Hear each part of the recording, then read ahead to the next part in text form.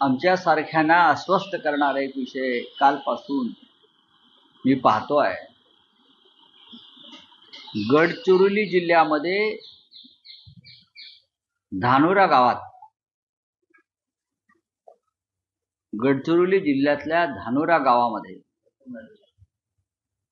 आश्रमशाळेमध्ये सर्पदंशाने 3 मुलींचा मृत्यू झाला। ही अत्यंत चिंताजनक आणि अस्वस्थ करणारी घटना आमच्यासाठी। एकंदरीत 6 मुलींना सर्पदंश झाला, 3 मुलींचा मृत्यू झाला। त्या आदिवासी मुलींना वेळेवर उपचार मिळू शकले नाही। त्यानंतर उरलेल्या 3 मुलींना घाईघाईने नागपूरला हलवण्यात आले। आदिवासी पाड्यांवर आदिवासी आश्रमशाळांची अवस्था काय आहे याकडे राज्याचे मुख्यमंत्री देवेंद्र फडणवीस यांचं लक्ष आहे का? किंवा त्यांच्या खात्याचे जे आदिवासी मंत्री किंवा त्या विभागाचे पालकमंत्री ज्यांनी गडचिरोली जिल्हा दत्तक घेतला असे देवेंद्र फडणवीस, ते गडचिरोली जिल्ह्याला या देशातलं स्टील सिटी बनवायला निघाले। Steel city. आणि संपूर्ण गडचिरोली जिल्ह्यामध्ये पर्यावरणाचा ऱ्हास सुरू। खाणी ज्या दिलेल्या आहेत खाण मालकांना, उद्योजकांना, मोठ्या जिंदाल पासून असे अनेक जे भाजपचे मोठे देणगीदार आहेत, त्यांनी गडचिरोली मधलं जंगल तोडले, गडचिरोली मधल्या नद्या प्रदूषित केल्या, गडचिरोली मधले डोंगर तोडले। त्याच्यामुळे जमीन जंगल हा जो ही जी घोषणा आहे आदिवासींची की आम्ही या जमीन जंगलचे मालक आहोत, तो आदिवासी विस्थापित झाला। आणि डोंगरावरचा वाघ, बिबळे, जंगली प्राणी, साप हे आदिवासींच्या घरात आणि शाळांमध्ये घुसून बळी घेत आहेत। तुम्ही नक्षलवाद संपवला म्हणताय गडचिरोलीचा, म्हणून आदिवासींचे मृत्यू थांबलेले नाहीयेत, ते अशा पद्धतीने आपण मारताय। कसला विकास करताय तुम्ही आदिवासींचा? उपचार मिळत नाहीत आदिवासींना साप चावल्यावर, विंचू चावल्यावर। आणि तुम्ही गडचिरोलीची स्टील सिटी करायला निघालेला 3 विद्यार्थिनींच्या मृत्यूनं जर या राज्यांचं सरकार हळहळलं नसेल, अस्वस्थ झालं नसेल, तर यासारखं निर्दयी सरकार नाही। विकासाच्या या राज्यातल्या सरकारी शाळा, जिल्हा परिषद शाळा यांची अवस्था जाऊन बघा। मी आश्रमशाळेविषयी बोलतोय आता, जिथे आदिवासी राहतायत, जगतायत मुलं, काय त्यांना मिळतंय तुमच्या विकासामुळे? तुम्हाला माहिती आहे का, त्या गडचिरोली जिल्ह्यामध्ये जो खाण उद्योग आहे, त्यांची जी वाहनं चालतायत, हजारो लाखो वाहनं जिथे चालतायत, त्या वाहनाखाली गेल्या वर्षभरामध्ये 150 आदिवासी चिरडून मेले आहेत। त्यांचा मृतदेह सुद्धा गायब केले जातात FIR नको म्हणून। रक्ताचं थरोळं साचतं गडचिरोलीच्या त्या रस्त्यांवरती। एखादा आदिवासी कोणी आला, 5 मिनिटात ती बॉडी हलवली जाते आणि तिथे पाण्याचे फवारे मारून ते रक्त साफ केलं जातं। आणि पुरावा न असे 1500 लोक आतापर्यंत गेले। मध्यंतरी मला इथे येऊन ते काही लोक भेटले। मी आता जाणार हा आकडा किती वर्षातला सांगताय? हा साधारण 1.5 ते 1 वर्षातला आकडा आहे। आणि याचा कुठेही ही नोंद ठेवत नाहीत जिल्ह्याचा कलेक्टर, खाण मालकांच्या दबावाखाली त्यांना नुकसान भरपाई द्यावी लागेल म्हणून। 1500 लोक मेलेले आहेत। आम्ही उचलू। मुख्यमंत्री काय करतोय? आदिवासी विकास मंत्री काय करतायत? मला सांगा। यासाठी विकास हवाय का तुम्हाला? काय मिळतं आदिवासींना? आदिवासींना विस्थापित केलाय तुम्ही। कसला रोजगार आणताय? किती रोजगार मिळालाय तिकडे?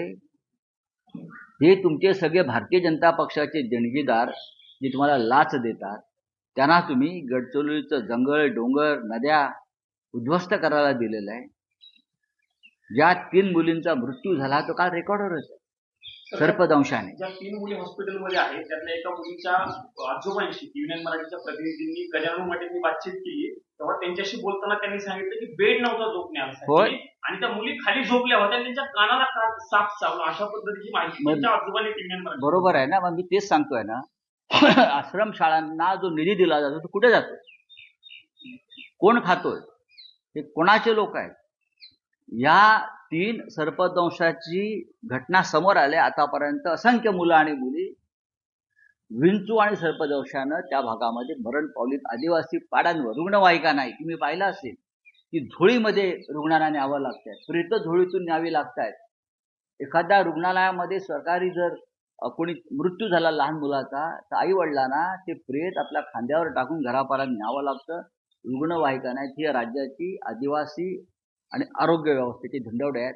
आणि देवेंद्र फडणवीस विकासाच्या गोष्टी करतायत, नरेंद्र मोदी विकासाच्या गोष्टी करतायत. हा, कोणाला तुम्ही मूर्ख बनवताय? नक्षलवाद संपवला म्हणून सरकार नक्षलवाद कोणासाठी संपवला? या उद्योगपतींसाठी, आदिवासींसाठी नाही. आदिवासींचं मरण या मार्गाने सुरूच आहे ना.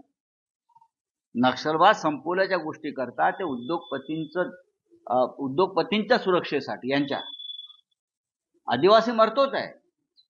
आदिवासींच्या ह्यातूनच एखादा नक्षलवादी परत निर्माण होतो, तेव्हा त्याला गोळ्या घातल्या. त्या 3 मुलींची प्रकृती गंभीर आहे, त्यांच्यावर उपचार सुरू आहेत, पण त्यातल्या काही मुलींची प्रकृती अजूनही खालवत अत्यंत गंभीर आहे. मी सकाळीच माहिती घेतली. मी सकाळीच नागपूरला फोन करून माहिती घेतली. प्रकृती गंभीर आहे. 2 मुलींची प्रकृती अत्यंत गंभीर आहे. आणि माझ्या माहितीनुसार नंदुरबार, गडचिरोली, चंद्रपूर अशा ठिकाणी ज्या आदिवासींच्या आश्रमशाळा आहेत त्या अत्यंत भयंकर अवस्थेत आहेत. आणि तिथे अशा प्रकारच्या सर्पदंशाच्या, विंचूदंशाच्या घटना साधारण आठवड्यातून 2 ते 3 वेळा घडतात. अनेकांचे मृत्यू हे रेकॉर्डवरती आलेले नाहीत. मी आता मुंबईत गेल्यावर या विषयावरती युवा नेते आमचे युवासेना प्रमुख आदित्य ठाकरे यांच्याशी मी बोलणार आहे. कारण याचं कारण असं आहे की विद्यार्थी आहेत, ती मुलं आहेत, हे आदिवासींमधले जेनजी आहे सध्याच्या भाषेत बोलायचे तर. आणि पर्यावरणासंदर्भात आदित्य ठाकरे फार महत्त्वाची कामं करतायत. मध्यंतरी मी जेव्हा नागपूरला आम्ही एका आंदोलनासाठी गेलो होतो राम मंदिरासंदर्भात, तेव्हा आदित्य ठाकरे यांना भेटण्यासाठी त्या भागातले गडचिरोली, चंद्रपूर, अमरावती या भागातले पर्यावरण क्षेत्रातले प्रमुख कार्यकर्ते आले होते. तेव्हाही त्यांनी हा गडचिरोलीचा विषय माझ्या समोरच काढला होता. त्याच्यामुळे मी आता मुंबईला गेल्यावरती या संदर्भात आदित्य ठाकरे यांच्याशी चर्चा करू. ह्याच्यामध्ये आपल्याला काय करता येईल. नक्कीच होय. आदित्य ठाकरे या संदर्भात केंद्राकडे पाठपुरावा चालवलेला आहे. काही प्रकरणं त्यांनी ग्रीन ट्रायब्युनलमध्ये नेलेली आहेत आदित्य साहेबांनी. त्याच्यामुळे असं नाही की काल या 3 मुलींच्या मृत्यूनं मी इतका अस्वस्थ आहे की इतकं जगणं सोपं हे झालंय. मृत्यू सोपा झालाय या महाराष्ट्रामध्ये आदिवासींचा. या भागाचे खरे भूमिपुत्र आहेत. झारखंडमध्ये, छत्तीसगडमध्ये, ओरिसामध्ये आदिवासींवर ज्या प्रकारचे अत्याचार सुरू आहेत ते अत्यंत भयंकर आहेत. 3 मुलींचा मृत्यू जर हे देवेंद्र, मी तर सांगणार आहे आदिवासींना, तिकडे साप पकडा, गडचिरोलीमध्ये मुंबईला या आणि मंत्र्यांच्या घरात सोडा, मग त्यांना कळेल मृत्यूचं भय काय असतं ते. 3 दिवस बाकी आहे संसदेच्या कामकाजाचे. हा मुद्दा महाराष्ट्राचा अत्यंत महत्त्वाचा मुद्दा आहे. तुमचे महाविकास आघाडीचे खासदार आहेत, तर तुम्ही हा मुद्दा संसदेमध्ये कशा करता हा मुद्दा दिल्लीत उचलायला पाहिजे? राज्यातले मंत्र्यांना का नुसतं पोसायचं आहे का आम्ही सरकारी खर्चानं? राजीनामे द्या आदिवासी मंत्र्यांनी आणि तिकडल्या पालकमंत्र्यांनी. खाण मालकांकडून का फक्त हप्ते घ्यायला जाता का तुम्ही? तिकडे हप्तेबाजी करायला जाता? माझ्याकडे आकडे आहेत. किती कोटी रुपये महिन्याला कलेक्टरला, गडचिरोलीच्या अधिकाऱ्यांना, वन खात्याला, पालकमंत्र्याला, आमदारांना जात आहेत आणि ही मुलं मारतायत. राज्याची विरोधी पक्षाची भूमिका आता या मुद्द्यावर सरकारला एक लक्षात घ्या की विरोधी पक्ष नेता सरकार का नेमत नाही विधानसभेत, असे प्रश्न आम्ही उपस्थित करू नये म्हणून. बरोबर आहे. पण जरी तुम्ही विरोधी पक्ष नेता नेमला नाही तरी संजय राऊत हा त्या जनतेचा विरोधी पक्ष नेता आहे, हे लक्षात घ्या. मी गप्प बसणार नाही. मला या 3 मुलींच्या मृत्यूनं फार अस्वस्थ केलेलं आहे. पैसे कुठे जातात म्हणजे मंत्र्यांच्या खिशात जातात. 25% कमिशन आश्रमशाळेत सुद्धा आदिवासींचं. धर्मराव बाबा आत्राम नावाचे तिकडे एक मंत्री आहेत, आदिवासींचे राजे काय काय म्हणतात त्यांना, ते आहेत. काय करतायत? पॅलेसमध्ये राहता का तुम्ही आदिवासींच्या रक्तावर? आदिवासीच्या सर्व मंत्र्यांनी राजीनामे दिले पाहिजे. कुठे आहेत ना रळ जिरवळ तुमची? आदिवासी दिन साजरा केला जाईल. कसला आंतरराष्ट्रीय नाचवतात आदिवासींना आणि मनोरंजन करून घेता तुम्ही काय आदिवासींचं फूड कल्चर आदिवासींचं अमुक कल्चर अरे पोरं मरतायत बघा रे आदिवासींची पोरं मरतायत